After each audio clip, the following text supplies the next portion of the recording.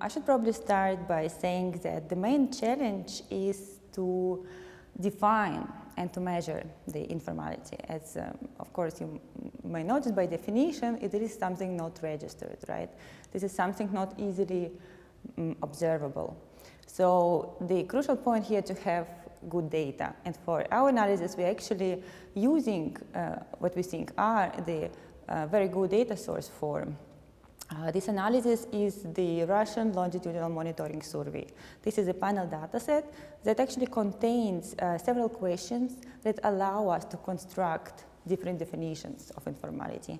And depending on the definition, we find different incidents, of course. So we are able actually to differentiate between dependent employees, salaried workers, and we define as informal workers as those who work without a formal work contract. So basically they reply that they are not on a work roster or work contract, right? And we are also able to distinguish between formal and informal self-employed. So these are basically entrepreneurs whose business is not registered. So these are people who say that, well, we don't work in any enterprise organization, but then we see that they report wages or earnings actually.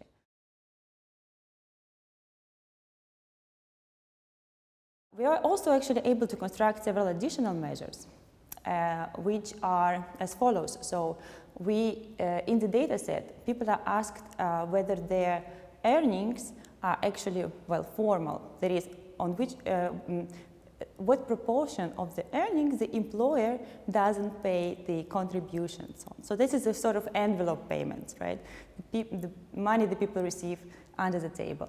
So we call it envelope payments, and we're also able to measure basically how large is the incidence of these kind of payments. And in addition, we also have the more, let's say, standard measure of informal employment, which was used mainly in emerging countries, such as firm size. So basically, people employed in small firms, for example, with those that have fewer than 5 or 10 employees. So we compare also the incidence across different definitions. Among the informal employees, dependent employees, the incidence is not as large as, if I may say, so it's around 6%, right? When we add, however, the self-employed, and we also account for a second job, because in the data set we also have questions related to the second job, it actually grows larger. So, you know, it expands up to 17%, and larger, also depending on the sectors or occupations. In some sectors and occupations is more than 30%, such as construction, for example. Another point is that usually the measure of envelope payments also report larger figures. So that's over 20%. So 20% of employees basically receive envelope payments. It's mostly young, because there is a negative relation with age. It's mostly men, which is different again to the developing countries, for example, where women were found to be mostly engaged in the informal activities. Here it's mostly men. Then, so the younger, the men. We also find actually interestingly those, of course the education matters also. Informality decreasing with education, years of education. So it's mostly those with low educational attainment who find themselves in the informal jobs. And then interestingly, it also associated with the immigration status. But not all immigrants, but only those from the Caucasus and Central Asian countries, and some of the CIS like Moldova, for example. They also have a large probability to end up in the informal jobs. Our survey allows us to construct the risk measure, which is also unique, I would say, feature of this data set.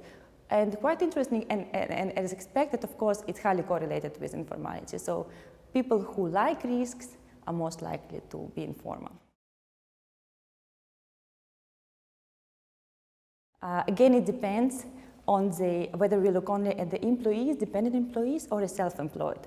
So what we find is that for dependent employees, there is a wage penalty at the lower end of the wage distribution. So basically, those with the lowest productivity, ability, get a wage penalty if they are in the informal jobs.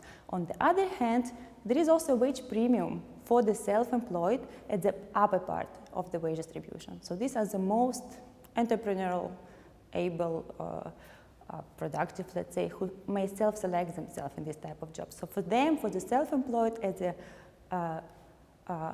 the highest part of the wage distribution, there is a premium.